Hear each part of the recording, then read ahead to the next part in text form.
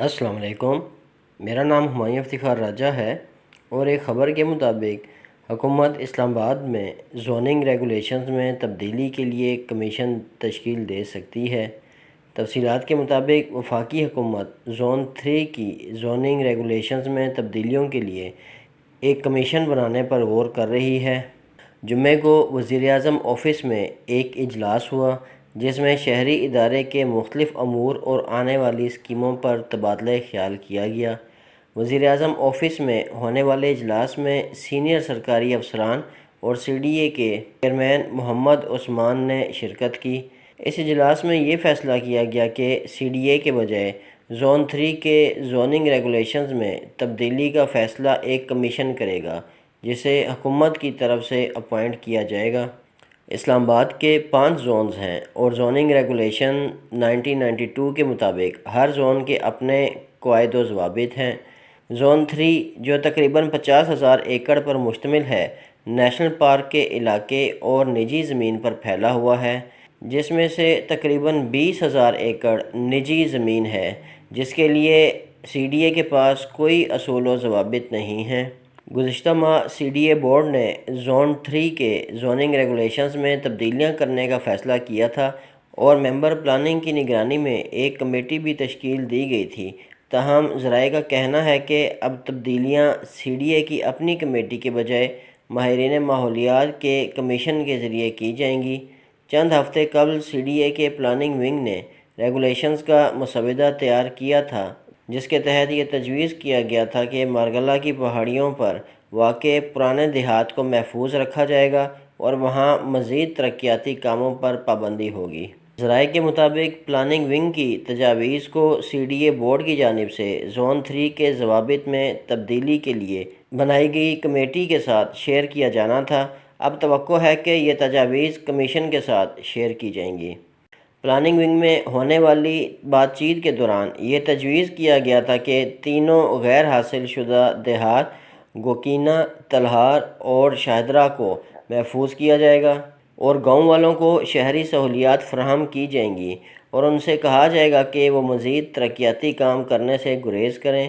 انہیں یہ بھی بتایا جائے گا کہ جب بھی وہ اپنی زمین بیچنا چاہیں گے سی ڈی اے اسے تحفظ کے لیے خریدے گی، تاہم کوئی زبردستی حصول نہیں ہوگا۔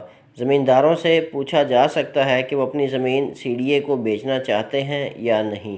اس کے علاوہ یہ تجویز بھی پیش کی گئی تھی کہ شاہ اللہ دتہ جیسے پرائیویٹ ایریاز کو جو کہ مقامی لوگوں کی نجی ملکیت ہے کو زون 1 میں شامل کیا جائے گا اور اسے زون A1 کا نام دیا جا سکتا ہے۔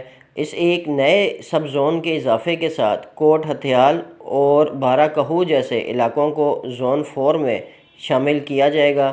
اسی طرح تجاویز کے تحت راول ڈیم چوک کے قریب مری روڈ کے ساتھ والا علاقہ جہاں پہلے ہی کئی تعمیرات ہو چکی ہیں، اس جگہ کو بھی زور فون کا حصہ بنا دیا جائے گا۔ نیشنل پارک کے علاوہ بنی گالہ، لکھوال، سید پور، مل پور، سنگ جانی، بارہ کہو، کوٹ ہتھیال، شاہ اللہ دتہ، منگیال، پھلگراں، منڈلا، ڈھوگ جیون، گندیار، کالنجر، سناریر کا ایک حصہ زون 3 کی حدود میں آتا ہے اور راول جھیل کے ہائی واٹر مارک سے 2 کلومیٹر کے فاصلے کا اندر کا علاقہ اس زون کی حدود میں آتا ہے۔ تاہم سی ڈی اے لوگوں کے بنیادی حقوق کی خلاف ورزی کرتے ہوئے نہ تو ان کی اراضی حاصل کر رہا ہے جو کہ اس زون میں آتی ہے اور نہ ہی وہاں تعمیراتی سرگرمیوں کو ریگولیٹ کر رہا ہے، جس کے نتیجے میں غیر مجاز عمارتوں کی افزائش ہو رہی ہے۔ زون 3 میں زمین رکھنے والے افراد کو اکثر مختلف پابندیوں کا سامنا کرنا پڑتا ہے کیونکہ وہ سی ڈی اے کے زوننگ ریگولیشن کے مطابق اپنی زمین پر نئے گھر نہیں بنا سکتے۔ دوسری جانب شہری ادارے نے کبھی بھی مقامی لوگوں کے مسائل کے حل کے لیے کوئی سنجیدہ کوشش نہیں کی۔ 2010 میں کابینہ کے سامنے ایک سمری پیش کی گئی جس میں سی ڈی اے کو زون 3 میں مطالعہ کرنے کی ہدایت کی گئی، تاہم بعد میں کوئی مناسب کام نہیں ہوا۔ سی ڈی اے حکام کا کہنا تھا کہ مارگلہ کی پہاڑیوں کو اسلام آباد کا پھیپھڑا سمجھا جاتا ہے، لہٰذا کوئی ایسا ضابطہ نہیں بنایا جانا چاہیے جو زون کے سبز کردار سے سمجھوتا کر سکے۔ زون 3 میں نجی اراضی کے لیے قواعد و ضوابط کی ضرورت ہے اور یہ مقامی لوگوں کو ریلیف فراہم کرنے کے لیے ہونا چاہیے، خاص طور پر چھوٹے زمینداروں کو، نہ کہ بلڈرز اور ہاؤسنگ اسکیموں کے مالکان کے لیے۔ سی ڈی اے حکام کا کہنا ہے کہ شہر کے سرسبز کردار کو برقرار رکھنے کے لیے زون 3 میں سرکاری یا نجی ہاؤسنگ اسکیموں اور بڑی اپارٹمنٹ عمارتوں کے لیے کوئی اجازت نہیں ہونی چاہیے۔ چلیں آج کے لیے اتنا ہی۔ مجھے اپنی دعا میں یاد رکھیے گا، میرا چینل سبسکرائب کیجیے گا۔ بہت شکریہ، اللہ حافظ۔